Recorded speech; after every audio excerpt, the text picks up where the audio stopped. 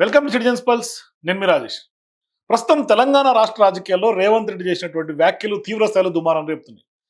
అంటే గాంధీ కుటుంబానికి ఆపద వస్తే, ఆర్థికంగా ఇబ్బంది వస్తే 1000 కోట్లనైనా సర్దే ఒక క్యాడర్ మంది అంటూ కూడా కాంగ్రెస్ పార్టీ నాయకులు, డీసీసీ అధ్యక్షులతో మాట్లాడినటువంటి వ్యాఖ్యలు పెద్ద ఎత్తున దుమారం రేపుతున్నాయి. ఒక పెద్ద చర్చకు దారితీసినాయి. గతంలో ఎప్పటి నుంచో బీఆర్ఎస్ పార్టీ అవే విమర్శలు చేస్తూ ఉండేది. కాంగ్రెస్ పార్టీ అధిష్టానానికి ఇక్కడి నుంచి రేవంత్ రెడ్డి కప్పం కడుతున్నాడు అంటూ కూడా బీఆర్ఎస్ పార్టీ అనేక సందర్భాల్లో కేటీఆర్, హరీష్ రావు లాంటి వాళ్ళు సీనియర్లు అందరూ విమర్శిస్తుండేవాళ్ళు. దానికి ఇవాళ ఊతం వచ్చేలాగా ఇక్కడి నుంచి గాంధీ కుటుంబానికి డబ్బులు ఇవ్వాలి, 1000 కోట్లు అంటూ కూడా చేసినటువంటి వ్యాఖ్యలు పెద్ద రాజకీయ చర్చకు దారితీసినాయి. మరోవైపు కోదండరాం ఆ మీటింగ్ లో తారసపట్టం, అదొక పెద్ద చర్చ. మరోవైపు తాజాగా ఏబిఎన్ రాధాకృష్ణ చేసినటువంటి వ్యాఖ్యలు, కొత్త పలుకు పేరుతో ప్రతి వారం ఆయన కలకలం సృష్టిస్తున్నాడు. ఏకంగా ఈసారి వర్కింగ్ ప్రెసిడెంట్ గా బీఆర్ఎస్ పార్టీ వర్కింగ్ ప్రెసిడెంట్ ఉన్నటువంటి కేటీఆర్ ను ఆయన పత్రికా భాష కాకుండా కొంత నార్మల్ భాష కంటే కూడా ఘోరంగా ఒకప్పుడు సీఎం రేవంత్ రెడ్డి భాషలోకి ఆయన కూడా సేమ్ అదే ట్రాక్ లో వెళ్తున్నటువంటి పరిస్థితి, ఏకంగా లోఫర్ అంటూ కూడా సంబోధించినటువంటి నేపథ్యం. అసలు తెలంగాణ రాష్ట్ర రాజకీయాల్లో ఏం జరుగుతోంది, ఎందుకు ఏబిఎన్ రాధాకృష్ణ అటువంటి పదజాలం వాడుతున్నాడు, మరోవైపు ఏకంగా బిల్ గేట్స్ ఆయనకు దేవుడు అయిపోయాడు, ఇవన్నీ మాట్లాడదాం. మనతో పాటు సీనియర్ రాజకీయ విశ్లేషకులు కేఎస్ ప్రసాద్ గారు మనతో పాటు జాయిన్ అవుతున్నారు. మాట్లాడదాం. నమస్తే ప్రసాద్ గారు. నమస్తే అండి సార్. ఏంటి సార్, మొదటిగా కొత్త పలుకు ఈ వారం కలకలం రేపింది. అనుకున్నట్టుగానే ఆ పదజాలం నా నోట్ల నుంచి మాట్లాడడానికి కూడా నేను కొద్దిగా ఇబ్బందికరంగా ఉన్నా, కానీ వాళ్ళైతే వాడారు. ఒక పార్టీ వర్కింగ్ ప్రెసిడెంట్ ని ఉద్దేశించి ఆ విధంగా వ్యాఖ్యలు చేయడం ఎట్లా చూస్తున్నారు మీరు? దీన్ని బట్టి ప్రజలకు అర్థం చేసుకోవాల్సింది ఏంటంటే, రేవంత్ రెడ్డి గారికి పనికిమాలలోనే స్క్రిప్ట్లు రచిస్తున్నాడని గ్రహించండి ఫస్ట్. ఎందుకంటే రాజకీయాల్లో ఇలాంటి పనికిమాలిన భాష ఇప్పటిదాకా ఏ రాజకీయ నాయకుడు మాట్లాడలే. వీడికి ఎంత ఒళ్ళుపోయి కాలం రావడానికి కారణం రేవంత్ రెడ్డి గారు వీడు రాసి ఇచ్చింది మాట్లాడుతున్నాడు అన్నది. ఫస్ట్ ఆఫ్ ఆల్ అది మొక్కలో ఉన్నప్పుడే తుంచిపోయి ఉంటే అది మౌన్ అయిపోతుంది. జర్నలిస్ట్కి ఏమైనా ప్రివిలేజెస్ ఉన్నాయా? ఒక రాజకీయ నాయకుడిని కానీ లేకపోతే ఎవరైనా ఇష్టం వచ్చినట్టు తిట్టడానికి? అసలు ఎవడు వీడు? What's his capacity in society? ఇప్పుడు ఒక ఇంటర్వ్యూలో బావా గీవా అని మాట్లాడతాడు కేసీఆర్ గారిని, ఇంకొక ఇంటర్వ్యూలో ముఖ్యమంత్రి గారికి కనీసం మర్యాద ఇవ్వడు. ఆ సీట్ కింద రెస్పెక్ట్ ఇవ్వాలి కదా. మనం రెస్పెక్ట్ ఇవ్వాల్సింది ముఖ్యమంత్రి గారి చైర్కి. ఇప్పుడు రేవంత్ రెడ్డి గారు మనకి చిన్నోడే అవ్వచ్చు, నాకైనా చిన్నోడైనా చెప్తున్నాడు మాటకి. నేను ఎలా పడితే అలా మాట సరదాగా క్లోజ్ ఫ్రెండ్ కూడా అయి ఉండొచ్చు చాలా మందికి. మాట్లాడరండి. ఆ చైర్కున్న validity we have to respect it. అసలు మనలో అండి, ఇప్పుడు ఉదాహరణకి పొలిటికల్ ఏరాలో 2 పార్టీ వర్కింగ్ ప్రెసిడెంట్లో వాళ్ళ పార్టీ నాయకులు వాళ్ళు మాట్లాడుకుంటారు. దానికి నువ్వు చేయవలసిన మాట ఏంటంటే, అలా మాట్లాడడం తప్పని మనం రాయవలసిన బాధ్యత మన మీద పెట్టుకుని నువ్వేని ఇష్టం వచ్చిన భాష మాట్లాడుతుంటే చూడను. అసలు సమాజంలో నీకు ఎవడిస్తున్నాడు అంత సూపర్లేటివ్ డిస్కషన్స్? అంటే నీకు ముఖ్యమంత్రులు అంటే జేబులో ఉన్న వ్యక్తులుగా పరిగణిస్తున్నావా? ఇక్కడ రేవంత్ రెడ్డి గారిని, అక్కడ చంద్రబాబు నాయుడు గారిని మీ రాజ్యంతో కమాండింగ్ కెపాసిటీలో ఆయన ఉన్నట్టున్నాడు బహుశా. ఉంటే అందరినీ కమాండ్ చేస్తావా? నిన్న మీరు రాజ్యంతో ఆ దరిద్రాన్ని మీరు భరిస్తారు, కానీ నేను విన్నాను. మీరు ప్రశ్నలోనే ఆ పనికిమాలిన సంగతి నాకు పూర్తిగా తెలుసు కాబట్టి నేను ఏమి కాకుండా విశ్లేషించగలను. నేను ఆ దిక్కుమాల 2 పేపర్లు చదవను, పచ్చలోడిది కిరసనాలోడిదిను, అది 5 కూడా ఛానల్ చూడడమే టైం వేస్ట్. ఎందుకంటే వాళ్ళు తిమ్మిని బొమ్మించేయడం, అబద్ధాన్ని జనాల్లోకి పెనట్రేట్ చేయడం వాళ్ళకి సిద్ధహస్తులు. దాంట్లో ఇప్పుడు ప్రపంచమంతా ఈ బిల్ గేట్స్ పట్ల ఎలా ప్రవర్తిస్తుందో తెలుస్తుంటే వీడికి దేవుడైపోయాడు. అంటే look at their models of ఆపరెండి. ఇది వాళ్ళు పెనట్రేట్ చేయగలుగుతారు. వాళ్ళకి ఎలివేషన్లు ఏంటి? ఈ తిరుపతి లడ్డూని పక్కదారి పట్టించడానికి బిల్ గేట్స్ని తెచ్చారు. ఏ సదస్సులో ఇతను ఎలిమినేట్ చేశారు, ప్రత్యక్షంగా బాయ్కాట్ చేశారు కదా. అంటే దారిని పోయిన దరిద్రాన్ని చంద్రబాబు నాయుడు గారికి నెత్తికి పెట్టి దానికి ఎలివేషన్లు ఇస్తున్నాడు. మీరు గమనించండి. తర్వాత వీడికి తెలివితేటలు ఎక్కువైపోయి లోకేష్ ఫ్రెండ్షిప్ మీద మాట్లాడేస్తున్నాడు. ఇది మీరు దేనికి పునాది? అలా ఇప్పుడు రామారావు గారిని కూడా అలాగే ములగ చెట్టు ఎక్కించి దబేళ్ళని బంగాళాఖాతంలో కలిపేశారు కదా. అలా ఇప్పుడు చంద్రబాబు నాయుడు గారిని తగ్గించి లోకేష్ ఎలివేషన్స్ లో వీడికి ఏదో శ్రద్ధ ఉన్నట్టు అన్నమాట. గార్డియన్ లాగా. కానీ లోకేష్ గారిని కూడా ఆయన మ్యాచ్లకు వెళ్ళడం తప్పుపడుతున్నాడు కదా. అదే మీరు అందరూ, నేను ఇంకా దాన్ని కంప్లీట్ చేయలే. మీరు మ్యాచ్లకు వెళ్ళడం గురించి మాట్లాడుతూ పక్కన ఎవరున్నారు? ఎంపీ, జనసేన ఎంపీ, అతనితో తిరగడం వల్ల ఇతను పాడేయడని మాట్లాడుతున్నాడు. అంటే వీడికి ఆల్రెడీ ప్రిపరేషన్ స్టార్ట్ అయిపోయింది జనసేన మంటెట్టడానికి. మీకు అర్థమైందా? వీళ్ళ అలా బ్రహ్మానందం గారు గంగతో రాంబాబు సినిమా చూసారా? ఆడ అన్ని స్లైడ్లు పెట్టుకుని రెడీగా ఉంటాడు. వీడు అలాగే ఉంటాడు. వీడి సెట్ ఆఫ్ ఇన్వర్టెడ్ కామర్స్ లో స్ట్రైవ్ చేస్తుంటాడు వాళ్ళని. ఇక్కడ రేవంత్ రెడ్డి గారిని, అక్కడ చంద్రబాబు నాయుడు గారిని. ఇప్పుడు చంద్రబాబు నాయుడు గారి కన్నా ఇప్పుడు లోకేష్ ఇష్టమైపోయాడు. కానీ ఇవాళ TDP entire TDP social media అంతా ఇవాళ చాలా మంది కార్యకర్తలందరూ కూడా మీ మీద గౌరవం ఉండేది, ఇటువంటి వ్యాఖ్యలు చేయడం వల్ల మీ మీద గౌరవం తగ్గుతోంది అని వాళ్ళు రాస్తున్నారు ట్విట్టర్. వాళ్ళకి మొహమాటం మళ్ళీ కుల ప్రాతిపదిక మీద ఈ దరిద్రులు భరించే దౌర్భాగ్యం తెలుగుదేశానికి పట్టింది. ఇది రాసుకోండి కావాలంటే నేను చెప్తున్నాను. ఎవడు రైడు కిరసాయలు అమ్ముకున్నాడు పచ్చళ్ళు పెట్టుకున్నాడు పట్టుకొచ్చి నెత్తికి పెట్టుకుని వీళ్ళు చెప్పి మీరు అమాయకులు కాబట్టి చెప్తున్నాడు తెలుగుదేశం వాళ్ళకి. రామారావు గారిని బదనాం చేసింది కూడా ఈ ఎదవలు ఇద్దరే. ఇదే ఇవాళ వీళ్ళకి నచ్చట్లేదు కాబట్టి బదనాం చేసే కార్యక్రమంలో తండ్రి కొడుకుల అలా పౌడర్ డబ్బోడు మొన్నటిదాకా జనసేనకి భజన చేసుకుంటున్నాడు కదా, అలా ఈడేమైనా జనసేన నుంచి వచ్చిందా? స్ట్రాటజీలు చూడండి వీడిది. కానీ అక్కడ లోకేష్ గారితో పాటు కాంగ్రెస్ పార్టీ నాయకులు ఫయ్యూం ఖురేషీ తారసపడ్డని మీరు ఎట్లా వివరణిస్తారు? ఎక్కడ దేంట్లో? క్రికెట్ మ్యాచ్ లో సార్ మీకు ఒకటి అంటే ఆయన టీడీపీ ఇక్కడేమో కాంగ్రెస్ కదా, వెళ్ళొచ్చండి, తప్పే ఉంది దాంట్లో. మ్యాచ్కి వెళ్ళడం నేను తప్పని నేను అంటలే, కానీ ఇక్కడ పీక దిగిపోయి పని ఉంటాయి. కాంగ్రెస్ వాడికి అంటే పని పట్టేట్టు ఉండదు, తిరగనివ్వండి. ఇక్కడ మన లోకేష్ అనే వ్యక్తి ముఖ్యంగా క్యాబినెట్లో కీ రోల్ ప్లే చేస్తూ ఇక్కడ స్టేట్లో ఉన్న సమస్యలకి మ్యాచ్ చూడడం అవసరమా అన్న కోణంలో విశ్లేషిద్దాం. అతనికి ఫ్యామిలీ లైఫ్ ఉంటుంది, చిన్నపిల్లని తీసుకుని వెళ్ళాడు, ఇవన్నీ పర్సనల్ అది. కానీ ఇక్కడ పర్సనల్ అన్న దగ్గర క్యాబినెట్ సమావేశాలు, బడ్జెట్ సమావేశాలు జరుగుతున్నాయి, దానికి సన్నాహకాలు ఉన్నాయి. అందుకే చూడండి, మీరు పై వాళ్ళ కేసు ఒకరు విద్యాశాఖకి సంబంధించిన దాంట్లో టోఫెల్ తీసేస్తున్నాం, ఐప్యాడ్లు ఇవ్వట్లేదు. మీరుంటే మీరే మాడాలి కదా అది. అంటే తెలుగుదేశంలో ఎవడో ఒకరిని బకరాన్ చేసి లేదా బలేసేయడానికి రెడీగా పెట్టుకుని తండ్రి కొడుకులు ఇద్దరు గోపెట్టలో ఉన్నారు చూసుకోండి కావాలంటే. మధ్యలో ఈడోడు బొడంకేగాడు, ఈ కిరసాలు అమ్ముకున్నాడు, ఈడు ఎదవ రాత్రులు ఈడు బుర్ర తక్కువ పేలాపనలు, అసందర్భ పేలాపనలు. ఈ ఉర్రేడికి డిస్క్రిప్షన్ ఇచ్చాడు కేటీఆర్ గురించి మాట్లాడడానికి. ముందు నీ బతుకు, నీ సంగతి ఏదో నువ్వు చూసుకో ఫస్ట్. నీదే లోపభూయిష్టమైన బతుకు. నీ లోపాలు సరిదిద్దుకోవడానికి ఈ జన్మ కాదు, వచ్చే జన్మ కూడా చాలదు. నువ్వేమో గురువేది గంజలా ఊరోళ్ళందరూ ఎంచుతావా? కానీ ఆ రోజు ఆ పదం అసలు నీకు ఎవడిస్తున్నాడు? ఆ కెపాసిటీ, ఆ డిస్క్రిప్షన్ నువ్వు ఏమైనా తీసుమార్కాను ఎక్కడ? లేదా స్టేట్కి ఏమైనా నువ్వు ఒక ప్రివిలేజ్డ్ గాడ్ ఫాదర్లో నేను ఏమైనా పోస్ట్ చేశారా మీకు ఇక్కడ? పొగడి పేపర్ను పనికిమాలిన టపాచిబూతులు గారిని కూర్చోబెట్టుకుని సంభాలించుకో, వాళ్ళతో పేలుకో. నీకు సెట్ ఆఫ్ వాళ్ళ కార్తీక దీపం సీరియల్ చూసినట్టు, వంటలక్క సీరియల్ చూసినట్టు ఆ సెట్ ఆఫ్ ఆడియన్స్ ఉన్నారు, వాళ్ళని ప్రసారం చేసుకో. వాళ్ళ ముందు నువ్వు హెచ్చులకు పోతే నీకు పెచ్చులు ఊడిపోతాయి. తర్వాత ఆల్రెడీ పౌడర్ డబ్బాడికి ఎత్తడైపోయింది, ఇంక నువ్వు ఒక్కడే మిగిలేవు. మనోభావాలు కనుక మొదలైతే ఎలాగుంటాయో నీకు తెలీదు. అలా ఆంధ్రప్రదేశ్లో సరదాగా తగిలిన తమాషా చూస్తున్నావు కదా మనోభావాలని. ఇక్కడ తెలంగాణ ఆత్మాభిమానం ఉంటుంది, మనోభావాలు కాదు. ఆత్మాభిమానంతో నిద్ర లేపావనుకో తోలు చెమిడీలు ఉండవు. కానీ ఎందుకండి పదే పదే బీఆర్ఎస్ పార్టీని రెచ్చగొట్టం? ఆల్రెడీ వాళ్ళు బాయ్కాట్ చేశారు, కానీ ఎందుకు ఆ మెయిన్ పేపర్లో పర్సంటేజ్ తక్కువ వేసి చూపించడం, అది పొరపాటు దొరకలేదు ఎక్కడో 7వ పేజీలో దాన్ని తీసుకెళ్లి సవరణ రాయటం. మీకు మాట చెప్పనా, ఇప్పుడు గవర్నమెంట్లో ఎవరు ఉన్నాయి? ఇక్కడ కాంగ్రెస్ ఉంది, అక్కడ తెలుగుదేశం ఉంది. ఇది దాన్ని వచ్చింది వీడికి. మొదటి నుంచి వచ్చా ఏంటి? ఇక్కడ కేసీఆర్ వచ్చినా, అక్కడ జగన్మోహన్ రెడ్డి వచ్చినా వీడికి ప్యాంట్లు తడిసిపోయి ఉంటాయి. ఇది ఒరిజినల్ బతుకు. ఇప్పుడు చిన్నప్పుడు చూడండి, వీధిలో కుక్క ఉందనుకో, అమ్మ చేయి పట్టుకుని వెళ్తున్నప్పుడు ఎలాగెళ్తాం? ఒక ధైర్యం వస్తుంది. అలాగే ప్రభుత్వం రాగానే ఈ ధైర్యం వస్తుంది. ఒరిజినల్గా దీపావళి చుచ్చుబుడ్డులో అయినా కనీసం సౌండ్ చేస్తుంది, ఆ పాటి సౌండ్ కూడా చేయలేని బుడంకే గడీడు. ఈడు పేలా పనులు. ఈ పేలా పనులు పోనీ నీకు అథెంటికేటివ్గా ఒక ఇన్ఫర్మేషన్తో ఏమైనా సస్తావంటే నీ దగ్గర ఏ వల్లకాడ ఉండదు. నీ దగ్గర ఉన్నవాడికైతే అసలు కలప గుజ్జుకున్న కాస్త గుజ్జు ఉంటుందేమో, కానీ నీ బుర్రలో ఎవరికి గుజ్జు ఉండదు. ఒక హరికథలు రాసుకుని వచ్చి ఆ పెట్టకథల్ని ప్రజల్లోకి పెనట్రేట్ చేయడంలో మీరు సిద్ధహస్తులు, శబాష్. అది చేసుకొచ్చావండి. అది మాకు డైలీ సీరియల్కి మీ ఛానల్కి నాకేం పెద్ద తేడా ఉండదు.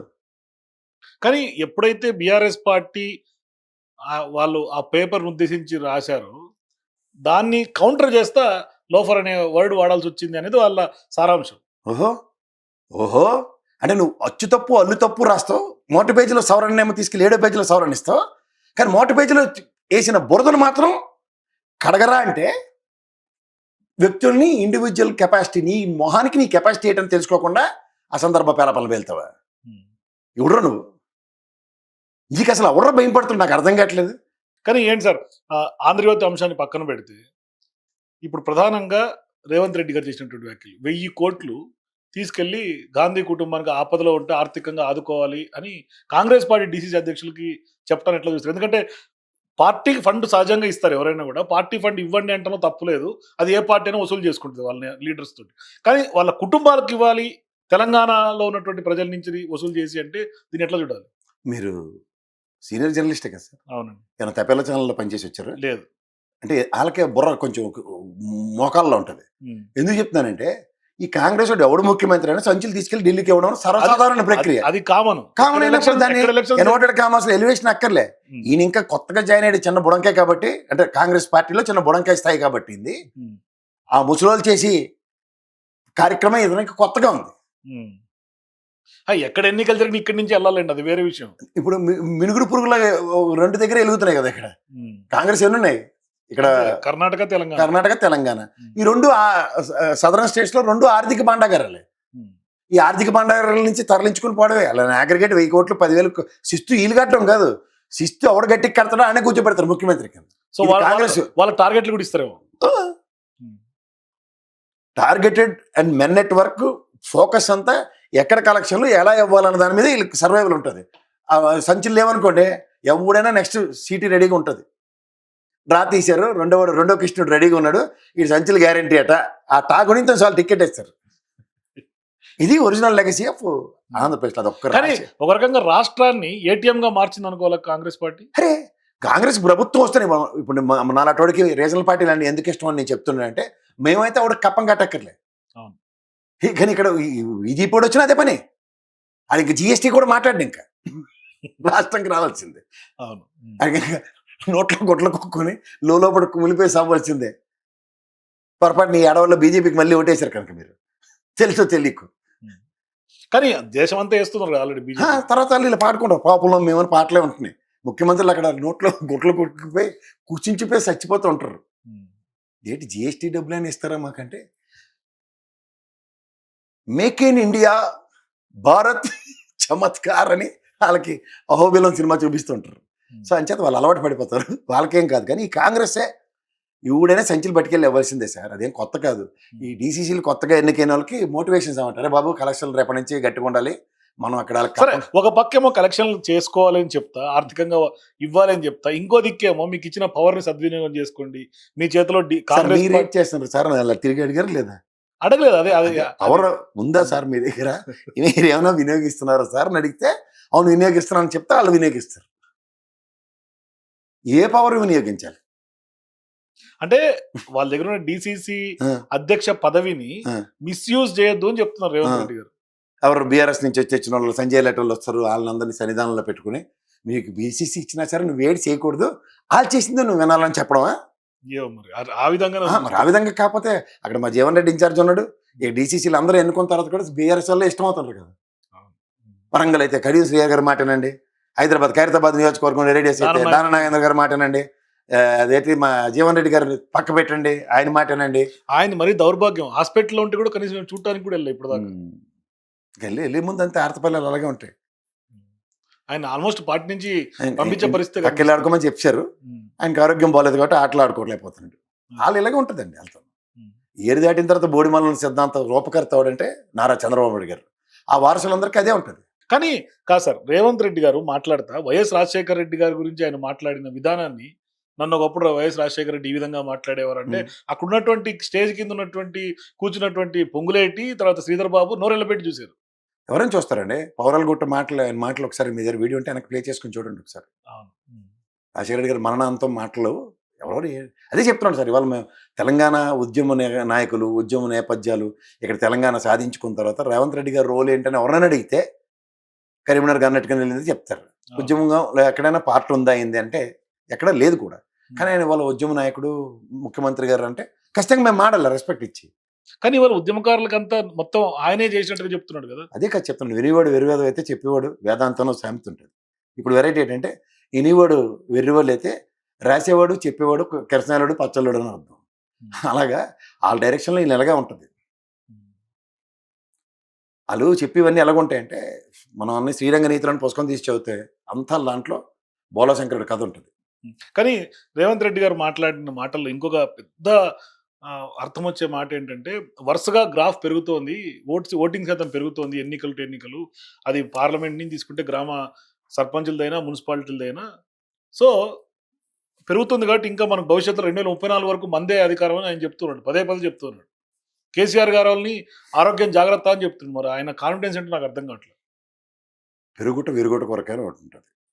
ఇప్పుడు మొన్న మీరు గెలిచిన మున్సిపాలిటీలు కానీ లేకపోతే కార్పొరేషన్లు కానీ దాని ముందు గెలిచిన సర్పంచ్లు కానీ మీ అంతరాత్మ తెలుసు అదే దాన్ని ఏ విధమైన గెలుపు అంటారో లేకపోతే ఏ విధంగా ఇది అన్నది. సో అంతరాత్మ సాక్షిగా ఏదైనా ఆత్మ ప్రబోధానుసారం కనుక రాజకీయాలు చేస్తే ఇప్పుడు ఊరికి అరవడబడి ఈ రోజుకి వచ్చిన తాత్కాలిక ఉపశమనంతో బయటికి వెళ్ళిపోదాం అనుకుంటే శాశ్వత ప్రయోజనాలు శాశ్వత పరిష్కారాలు అనేవి కాలం నిర్ణయిస్తుంది. ముఖ్యంగా నువ్వు కేసీఆర్ గారు బయటికి రానంతకాలం మీ ఆటలు ప్రజలకి నేనున్నానని మళ్ళీ ఒకసారైనా కలిగి తిరిగాడు అంటే 4 సభలు పెట్టి 4 సమావేశాలు పెడితే అందరూ లైన్లోకి వస్తారు. అప్పుడు మీరు కౌంటర్లు ఎలా ఉంటాయంటే ఇక్కడ నుంచి ఏదో స్టేట్మెంట్ ఇచ్చి ఢిల్లీ వెళ్ళి క్షమాపణలు చెప్పుకునే పరిస్థితి అమిత్ షా లాంటి క్రియేట్ చేసాడు ఆయన. మీరంతా అంత కానీ ఆయన వ్యాఖ్యలు బట్టి చూస్తుంటే అంటే అంటే ఒక రకంగా తెలంగాణలో కాంగ్రెస్ పార్టీకి జీవం పోసిందే నేను అని చెప్పే విధంగా ఉంది. అంటే ఆబ్వియస్లీ రేవంత్ అంటే కాంగ్రెస్, కాంగ్రెస్ అంటే రేవంత్ అనేలాగా ఒకటే కోట్ చేసుకుంటున్నారు. ఎముగుడు లేనప్పుడు అక్కమగుడే దిక్కన సామెత ఉంటుంది. ఆ. అలా ఇక్కడ మనకు ఉత్తర తెలంగాణలో చచ్చిపడి ఉన్న కాంగ్రెస్ని ఎంత కాదన్నా ఈ కార్పొరేషన్స్తో మున్సిపాలిటీలో కాస్త జీవం తీసుకొచ్చాడు. మీరు గమనించండి. సో దానికి need give credit to him. అది పూర్తిగా శూన్యం. ఇప్పుడు తెలుగుదేశం ఉంది భూస్థాపితం చేసిన కేసీఆర్ గారు ఇక్కడ ఎక్కడైనా సౌండ్ వినబడుతుందా? వాళ్ళే సెకండరీ రాజకీయాలు చేస్తూ కాంగ్రెస్ కొంకుచాటు కృష్ణలే తిరుగుతున్నారు. కానీ క్యాడర్ ఉంది ఎక్కడ తెలంగాణలో, కొంత టీడీపీకి అయితే కొంత ఓట్ బ్యాంకు క్యాడర్ అయితే అది ఉంది. కులపరంగానండి. కులపరంగా కొంత కమ్యూనిటీలు మెయింటైన్ చేస్తున్నాయి. అది ఏం చేస్తారంటే కేసీఆర్ గారి మీద ఉన్న వ్యక్తిగత వ్యంగ్యంట అని, అంటే ఏదో తెలుగుదేశం కానీ ఏదో అన్యాయం చేసేసాడు అన్నట్టు. కానీ అసలు తెలుగుదేశం ఆయనకి అన్యాయం చేసింది అనే విషయం వాళ్ళు గ్రహించారు.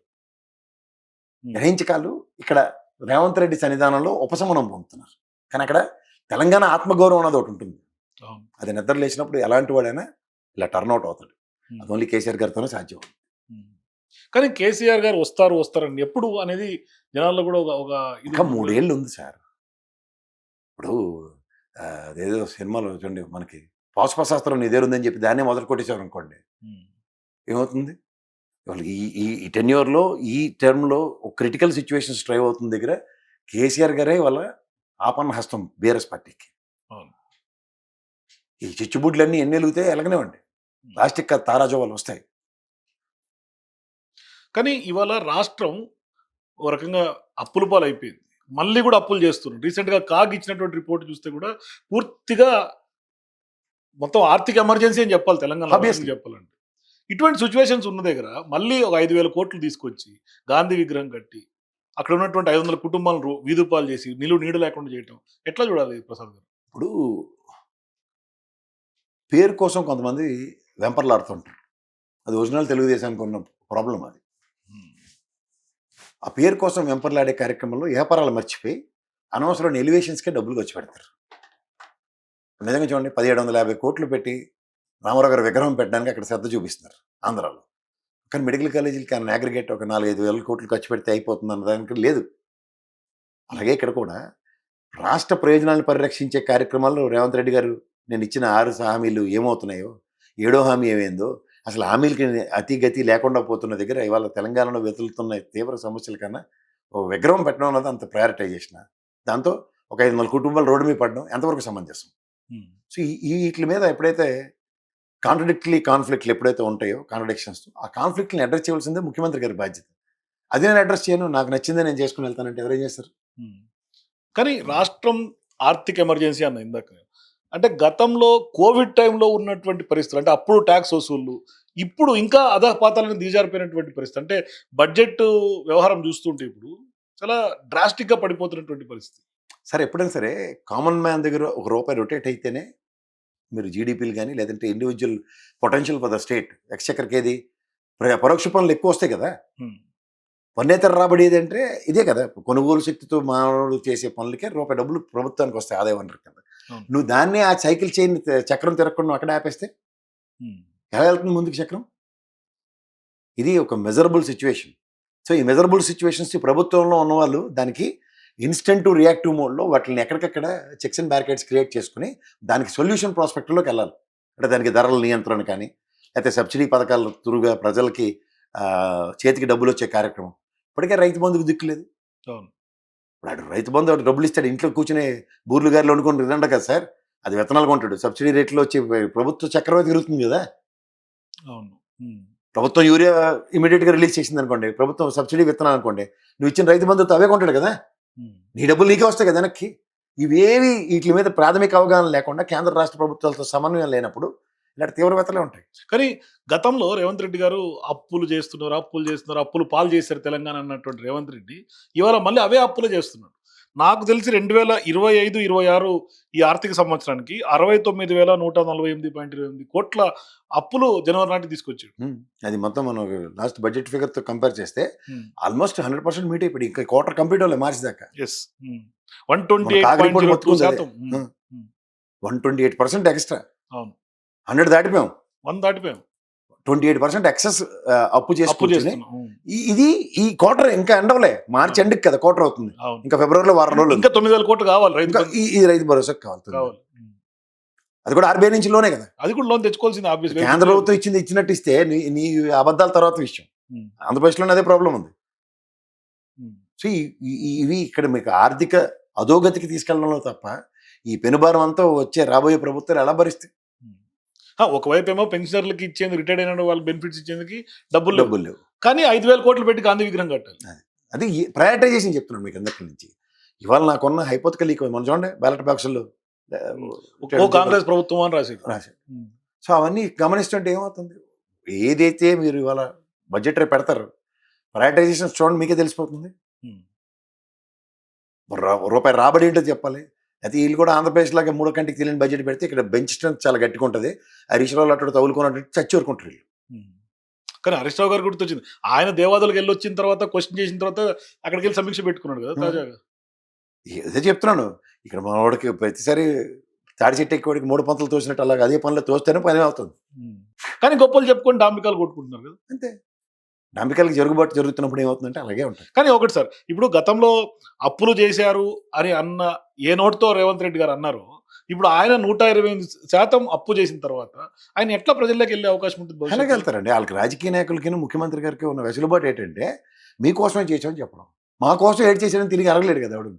ఏమీ మైక్ పట్టుకుని ఇంత రాష్ట్రం అప్పులు చేసి వెళ్ళిపోయిన కేసీఆర్ కొన్ని నుంచి కాపాడడానికి నేను అప్పులు చేయవలసి వస్తుంది, వడ్డీలు కడుతున్నాను అన్నప్పుడు స్పాంటేనియస్ రియాక్టివ్ మోడ్లో ఎవడన్నా మాట్లాడినోడు ఉంటే క్వశ్చన్ ఆన్సర్ వస్తాయి. ఆ డిబేట్ జరగదు కదా, అది అడ్వాంటేజ్, అది అడ్వాంటేజ్ వాళ్ళకి. అది ఎక్కడ జరుగుతాయి? అసెంబ్లీలో జరుగుతాయి. అసెంబ్లీలో బుల్డోస్ చేసుకుంటూ వెళ్ళిపోతారు. అసెంబ్లీలో ప్రతిపక్షానికి మైక్ ఇవ్వరు కదా, సరిగ్గా టైం ఇవ్వరు, మైక్ ఇవ్వరు. లేని కేసీఆర్ వస్తారా రాడా అన్నదో చర్చ. అందుకని ఉన్న హరీష్ రావుకి కేటీఆర్కి సమాధానం చెప్పలేక సస్తున్నాం అని మాత్రం ఒప్పుకోరు. కానీ 2034లో నేనే వస్తాను, అప్పుడు దాకా మేమే ఉంటాం, ఇది నేను ఎప్పటి నుంచి చెప్తున్నా ఇప్పుడు చెప్తున్నా అని అంటే ఆయనలో ఏంటి కాన్ఫిడెన్స్ రేవంత్ రెడ్డిలో? ఇప్పుడు ఆయనకి మొదటిసారి అంటే ఆయన ఏమన్నా మోడీ గారు ఏమైనా గ్రిప్ లో పెట్టుకు, ఎందుకంటే రీసెంట్ గా పరకాల ప్రభాకర్ చేసినటువంటి వ్యాఖ్యలు చూస్తే ఆంధ్రప్రదేశ్ లో ఎన్డీఏ కూటమి ఎట్లా వచ్చింది, అర్ధరాత్రి 2 దాకా ఓటింగ్, అటువంటి ఏమన్నా ఈక్వేషన్స్ ఏమన్నా మైండ్ లో తిరుగుతున్నాయి రేవంత్ రెడ్డికి? ఏమన్నా తిరగకుండా ఎందుకుంటాయి సార్, ఆయనకి ఆయన ఉన్నాడు కదా, ఆయనకి ముందు మోడీ గారు బడేబాయ్ ఏమన్నా ఆదేశాలు ఆశీస్సులు ఏమన్నా చోటేబాయ్ ప్రసన్నం ఆల్రెడీ ఉంది at the cost of KCR. అంటే నీకు పూర్తి సహకారం నేను అందిస్తాను అట్నుంచి ఇట్నుంచి అని చెప్పి, అట్నుంచి ఎన్డీఏ తరఫున వీళ్ళు ఒరిజినల్ కాంగ్రెస్ తరఫున ముసలి ఎండిపోయిన బ్యాచ్ కాబట్టి ఏడు చేయలేరు, నేను నిస్సాయ స్థితిని అడ్వాంటేజ్ తీసుకుని మలుచుకుని మాట్లాడుతున్నాడు ఆయన. అందుకని ఇంకే అంటే ప్రజలు ఇంత వ్యతిరేకత పెట్టుకొని కూడా ఎట్లా కనిపిస్తుంది ఆయనకి నాకు అర్థం కావట్లేదు. అంటే మీరు ఇందాక చెప్పారు చూడండి, ఇక్కడ ముసుగేసుకుని తిరుగుతుంది తెలుగుదేశం బ్యాచ్ అంతా రేవంత్ రెడ్డి గారి సన్నిధానంలో శాత తీరుతున్నారు. సో దాని నుంచి ఏమవుతుంది, ఈ తెలంగాణ సెంటిమెంట్ అన్నదానికన్నా తెలంగాణ ఉద్యమ నేపథ్యాన్ని మళ్ళీ పునర్నామనం చేసుకుని కేసీఆర్ గారు బయటకు వస్తే నాకు తప్ప అప్పటిదాకా వీళ్ళు చెలరేగిపోవచ్చు అన్న ధైర్యంతో. కానీ ఇంత ప్రజా వ్యతిరేకత చూరగొంటున్నటువంటి కాంగ్రెస్ పార్టీ ఇక్కడ మీరు ప్రజా వ్యతిరేకత అంటున్నారు, కానీ ఒక certain percentage of vote bank consolidate అవుతుంది. మీరు జాగ్రత్తగా గమనించండి. ఎట్లా తెలుగుదేశంకి సంబంధించిన ఓటు బ్యాంక్ ని కాంగ్రెస్ పక్క మలుచుకోవడంలో సక్సెస్ అవుతున్నారు. అది 100% ఎవ్రీ టైం అవుతుంది, జూబ్లీ ఎలక్షన్స్ లో కూడా జరిగింది. అది మీకు మొదటి నెలలోనే అనుకునే లోపుగా ఈ మొన్న జరిగిన మున్సిపల్ ఎలక్షన్స్ లో ర్యాలీ కనబడింది. అదే వాక్యూమ్ ఎస్టాబ్లిష్ అవుతుంది, అదే ధైర్యం వచ్చింది వాళ్ళకి మాట్లాడడానికి. సో ఈ తెలుగుదేశం ఓటు బ్యాంక్ అని స్థిరీకరించుకునే కార్యక్రమం రేవంత్ రెడ్డి గారు ఏ విధంగా, ఏ ప్రాతిపదిక మీద, గతంలో కేసీఆర్ గారి దగ్గర శాత తీరిన ఆ చకోర పక్షులన్నీ కుల ప్రాతిపదిక మీద ఇక్కడే ఉన్నాయి. అందుకనే కదా ఆయన పదే ఎన్టీఆర్ గారి పేరు ఎత్తడం, ఎన్టీఆర్ గారికి అది జాతీయ భారతరత్న ఇవ్వాలని అడగటం, ఆయన బహిరంగ సభలో ఎన్టీఆర్ గురించి మాట్లాడటం పదే ఎంత కూడా TDP vote bank obviously consolidate చేసేసుకున్నాడు ఆయన. ఒక పక్క ఇటు ర్యాలీ ఏవి ఎగనెస్ట్ కాంగ్రెస్ ఉండేది, అది అవును, అది కన్సాలిడేట్ చేస్తారు రామారావు గారు రెచ్చకం కబుర్లు చెప్పి. ఇది గమనించారు. కానీ ఒకటి సార్, అసలు రామారావు గారు పార్టీ పుట్టిందే యాంటీ కాంగ్రెస్ కదా మరి సార్, అది మళ్ళీ ఇవాళ కాంగ్రెస్ కి సిద్ధాంతాలకి తిలోదకాలు ఇచ్చేసిన తెలుగుదేశం పార్టీ చూడలేదా? 2018 ఎలక్షన్ ఏం చేశారు? కాంగ్రెస్ తో సఖ్యత పెట్టుకుని వెళ్ళలేదా? అదే పెద్ద మైనస్ పాయింట్ అయింది కూడా వాళ్ళకి. ఏదైనా అవునండి. ఇప్పుడు అది మైనస్ మళ్ళీ మైనస్ మైనస్ కలిస్తే ప్లస్సే కదా. 2 మైనస్లు. ఒకటి రేవంత్ రెడ్డిని కోల్పోవడం తెలుగుదేశం మైనస్, రెండోది కాంగ్రెస్ తో పొత్తు మైనస్ అనుకుందాం. ఈ 2 మైనస్ని ప్లస్ చేసి ఓటు బ్యాంక్ ర్యాలీ చేయగలుగుతున్నారు కదా. ఇది గమనించండి. కానీ దాంట్లో స్ప్లిట్ వచ్చే అవకాశం లేదా? ఎలా వాళ్ళ దగ్గర హెచ్చుకం కబుర్లు రామారావు గారికి జై.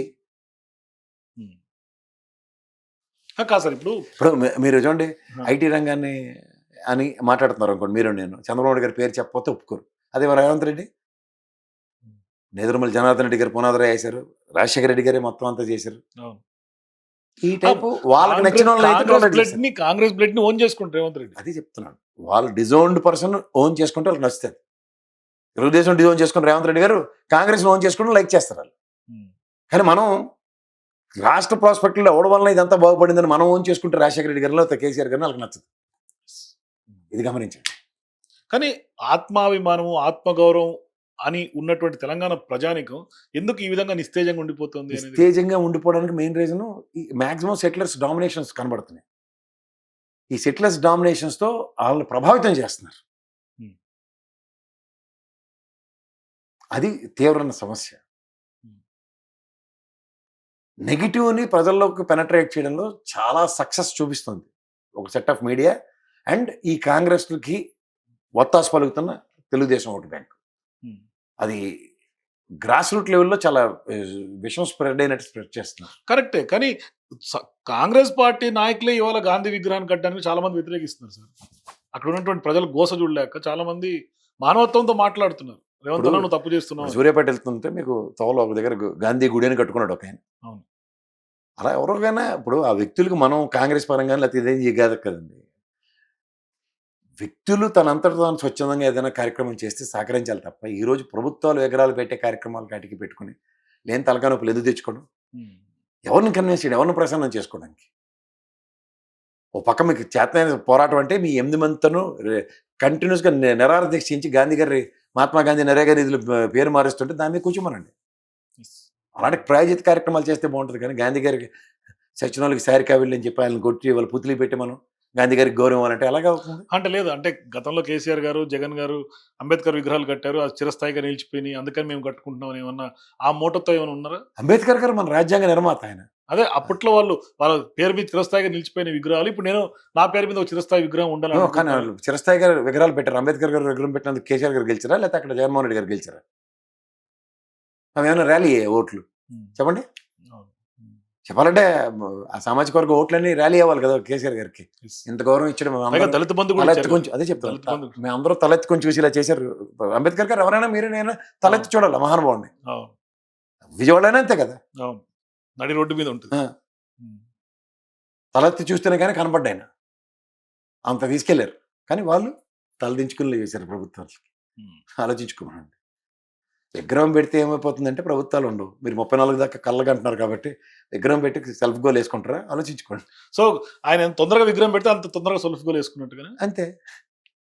విగ్రహ ప్రతిష్టలతో ప్రభుత్వ పునర్స్థాపనలు జరగలేదు, అదే ట్రాక్ రికార్డు. మీరు అదే కాడెత్తుకుంటూ ఉంటే మీ కళలుగా కనడానికా లేకపోతే సో కళలన్నీ ఆవిరైపోతాయి అనమాట. 34 కళలు విగ్రహం పెడతానంటే వాడికి ఆవిరి మొదలైందని అర్థం. థ్యాంక్ యూ ప్రసాద్ గారు. సో మొత్తం మీద రేవంత్ రెడ్డి గారు 2034 వరకు కంటున్నటువంటి కళలు అయితే గాంధీ విగ్రహం తోటి భూస్థాపితం అయ్యే అవకాశాలు ఉన్నట్టుగా చెప్తున్నారు ప్రసాద్ గారు. చూద్దాం తెలంగాణలో ఏం జరగబోతుంది, మరి తెలంగాణ పబ్లిక్ ఎవరిని ఎన్నుకుంటారో చూద్దాం, వెయిట్ చేసి చూద్దాం. For more videos please watch citizens pulse.